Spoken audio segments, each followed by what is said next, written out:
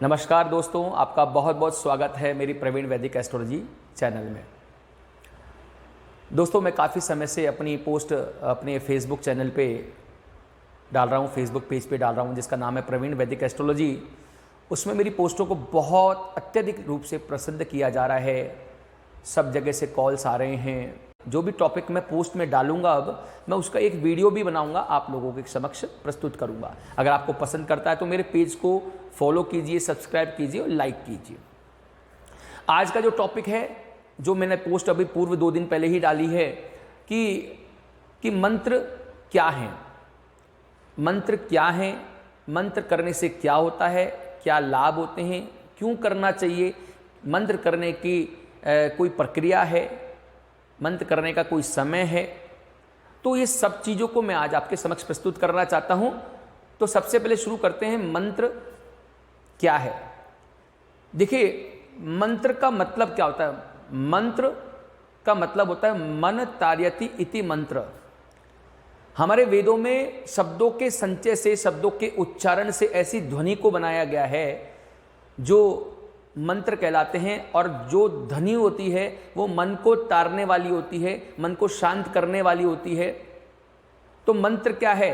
मंत्र का अगर हम संधि विच्छेद करें तो मन और त्र यानी रक्षा कवच, रक्षा करने वाले, हमको बचाने वाले।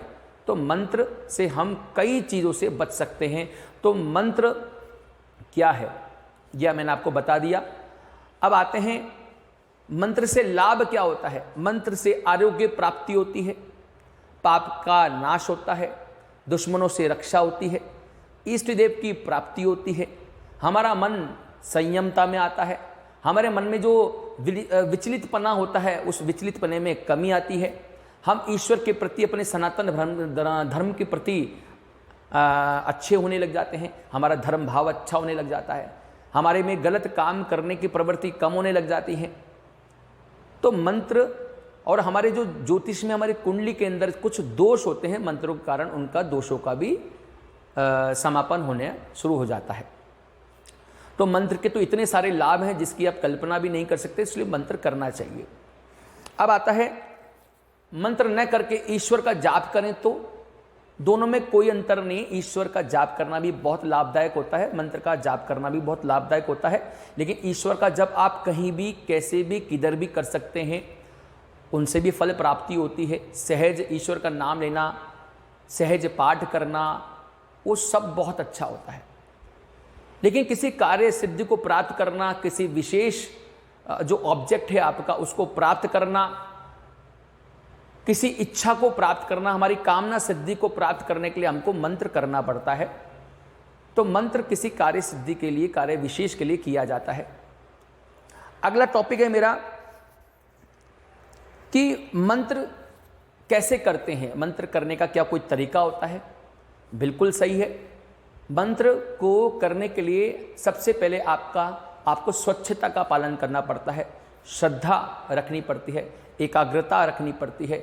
मंत्र करने का एक मुहूर्त होता है, मुहूर्त में भी सुबह का ब्रह्म मुहूर्त बहुत अच्छा माना गया है और संध्या का टाइम भी बहुत अच्छा माना गया है। लेकिन कभी आप नहीं कर पाते हैं तो आप सोते वक्त भी मंत्र को कर सकते हैं। मंत्र करने के लिए विशेष मालाओं का प्रयोग किया जाता है। कोई मूंगे की माला प्रयोग करता है, कोई स्फटिक की माला प्रयोग करता है, कोई पुत्र जीव जो मनके की माला होता है उसका प्रयोग करता है, कोई तुलसा की माला का प्रयोग करता है। तो हर कार्य के लिए कोई न कोई माला होती है। लेकिन अगर कोई भी माला न मिले तो आप एक नॉर्मल स्फटिक की माला लेकर के भी अपना कार्य कर सकते हैं। तो मंत्र करने का मुहूर्त होता है, मंत्र करने का तरीका होता है। मंत्र करने का तरीका क्या होता है? जब मंत्र करते हैं तो ये वाली जो उंगली है वो टच नहीं होनी चाहिए, आपकी मध्य उंगली और आपका अंगूठे से मंत्र करना चाहिए। मंत्र करने के लिए जब मंत्र की एक माला पूरी होती है तो उसके बाद बीच में एक पॉइंट आता है, मिड पॉइंट होता है, उसको सुमेरु पर्वत बोलते हैं। उस सुमेरु पर्वत को कभी उल्लंघना नहीं चाहिए। जहाँ से आपने माला स्टार्ट करी थी वापिस से आपको वहीं करना पड़ेगा, इसलिए आपको माला को उल्टा करना पड़ता है, माला को टेढ़ी मतलब सही करना पड़ता है। जहाँ से आपने स्टार्ट किया था वहीं से माला करनी पड़ती है। हमको सुमेरु पर्वत को उंगालना नहीं होता है। एक माला के जो दाने होते हैं वो 108 माले 108 दाने होते हैं, उस माला को कंप्लीट करना चाहिए।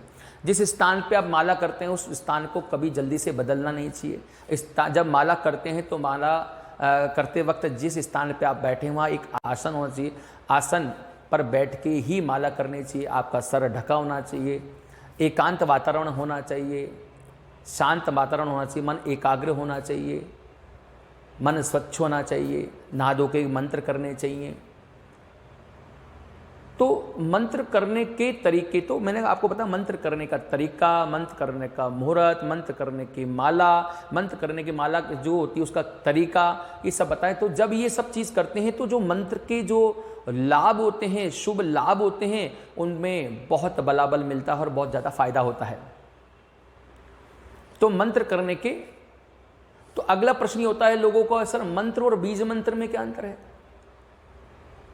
तो जब मंत्र होता है तो मंत्र के अंदर एक बीज मंत्र, जैसे श्रीम हम लगाते हैं, श्रीम, एम, कलीम, क्लीम, ये सब लगाते हैं, तो ये मंत्रों के उत्प्रेरक होते हैं, मंत्रों को की शक्तियों को बढ़ाने वाले होते हैं, ये बीज मंत्र होते हैं। तो आप वो भी पूछ करके कर सकते हैं। तो ये सारी चीज़ें, तो मंत्रों में वो शक्ति होती है जो अच्छे को भी अच्छा कर देती है, बुरे को भी अच्छा करती है।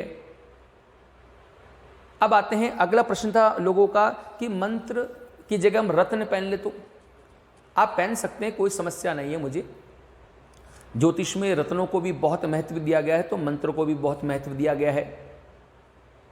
रत्न क्यों पहनाए जाते हैं? जब हमारा कोई ग्रह कमजोर होता है, हमारा ग्रह कोई कमजोर होता है, अस्त होता है, पीड़ित होता है, वो अपने बलाबल पे नहीं होता है, तो उसको बल देने के लिए, उसको शक्ति देने के लिए हम रत्नों का प्रयोग करते हैं। लेकिन अगर गलती से हमने गलत रत्न धारण कर लिया तो हमारे को उसके अशुभ परिणाम भी मिल जाते हैं।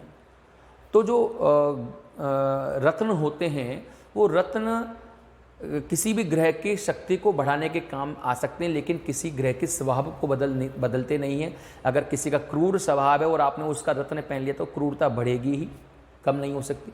लेकिन मंत्रों में दोनों प्रकार की शक्ति होती हैं। मंत्र ग्रह के बलाबल को भी बढ़ा सकते हैं, साथ में जो ग्रह की नकारात्मक ऊर्जा है उसको कम करने के लिए भी मंत्रों का सहारा लिया जा सकता है। तो मंत्र किसी भी तरह से खराब नहीं होते हैं, गलत फल नहीं देते हैं, लेकिन आपको योग्य मंत्र योग्य विद्वान से पूछ के ही करना चाहिए, सही मंत्र करना चाहिए। जब आपको अगर पूरे लाभ लेने, अच्छे लाभ लेने हैं तो मंत्रों को पूछ करके ही करना चाहिए, अपनी पत्री को दिखा करके ही करना चाहिए। तो मंत्रों में तो बहुत शक्ति होती है। अगर आप याद कीजिए, अभी आपने लॉकडाउन में रामायण देखी होगी, और जब लॉकडाउन में रामायण देखी होगी तो भगवान श्री राम ने शबरी माता के यहाँ पर जब नवदा भक्ति का उपदेश देते हुए उनको क्या कहा था?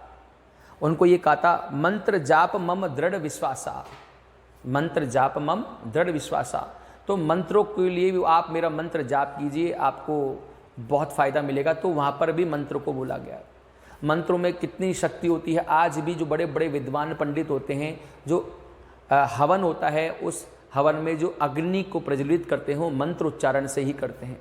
तो मंत्रों का जो वेग होता है, जो मंत्रों का तेजस होता है, जो मंत्रों का ओजस होता है, जो मंत्रों की शक्ति होती है, वो इतनी ज़्यादा होती है। अगर कोई विद्वान अपने सही उच्चारण से मंत्रों को कर रहा है तो वो उस शक्ति को देखने को मिलता है। लेकिन कहीं ना कहीं मंत्रों में बहुत शक्ति होती है। आप मंत्रों को कीजिए, सही तरीके से कीजिए, तो आपको बहुत फ़ायदा मिलेगा। आशा है आपको मेरा ये थोड़ा सा जो मैंने अपना ज्ञान साझा किया आपके साथ में वो अच्छा लगा। अगर अच्छा लगा तो मेरे आप चैनल को लाइक, सब्सक्राइब और शेयर ज़रूर कीजिए, फॉलो भी कीजिए। मेरे YouTube चैनल को भी फॉलो कीजिए। मैं हर वीक में एक वीडियो लेकर के आने की कोशिश करूँगा, और जो छोटी छोटी बातें हैं वो आपसे साझा करने की कोशिश करूँगा। तो मैं आपसे इजाज़त चाहता हूँ। आपने मुझे इतना वक्त दिया, मुझे सुना, तो मैं आज कृतार्थ हो गया। तो मेरी रिक्वेस्ट है, आप मेरे पेज को लाइक, सब्सक्राइब, फॉलो ज़रूर कीजिए।